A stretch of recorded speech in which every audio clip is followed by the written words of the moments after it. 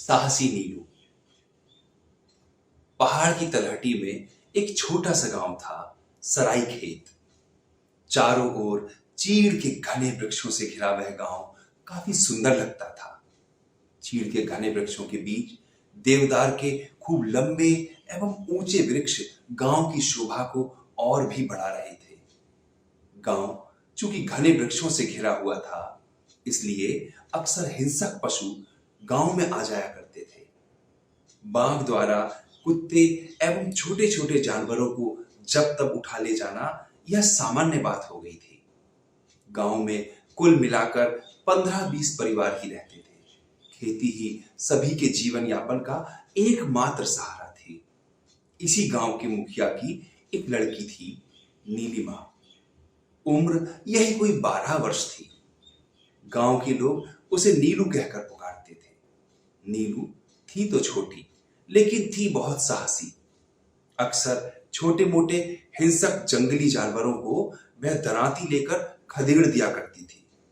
अनेक बार तो उसके पिता ने समझाया भी था, बेटी, इस तरह जंगली जानवरों के पीछे पड़ना खतरनाक होता है। कभी कभी ये पलटकर हमला भी कर देते हैं और फिर उनसे बच पाना काफी मुश्किल होता है। लेकिन पिताजी, आपने ही तो कहा है कि इन जंगलों के बीच यदि रहना है तो साहसी तो होना ही पड़ेगा। और पिता चुप हो जाते। नवंबर का महीना था। गांव के बड़े बूढ़े लकड़ियां लाने जंगल गए थे और स्त्रियां गांव से दूर खेतों में काम करने गई हुई थी। नीलू घर के बाहर कुछ अन्य बच्चों के साथ खेलने में मग्न थी। अचानक पास के जंगल से एक भालू गांव में घुस आया। बच्चों को देखकर वह उनकी ओर लपका। बच्चे डरकर शोर मचाने लगे। जिसे जिधर रास्ता मिला वह उधर ही भाग निकला। 5 साल की एक नन्ही बच्ची भाग ना पाने के कारण खूब जोर जोर से रो रही थी। नीलू अपने घर की खिड़की से भाग आने के लिए चिल्ला चिल्ला कर कह रही थी, लेकिन बच्ची कुछ सुन ही नहीं पा रही थी और लगातार रोए जा रही थी। भालू भी उसी की ओर बढ़ा जा रहा था।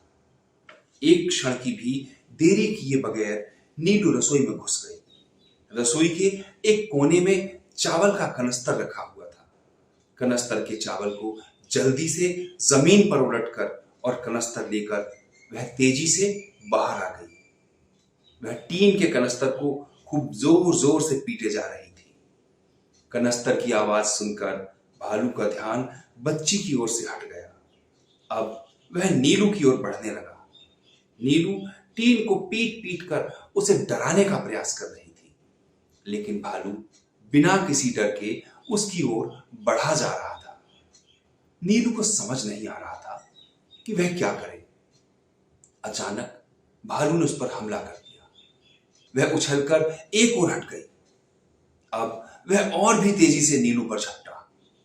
नीलू ने जल्दी से कनस्तर का खुला मुंह उसकी ओर कर दिया। भालू का सिर गोल मुंह वाले कनस्तर में फंस गया।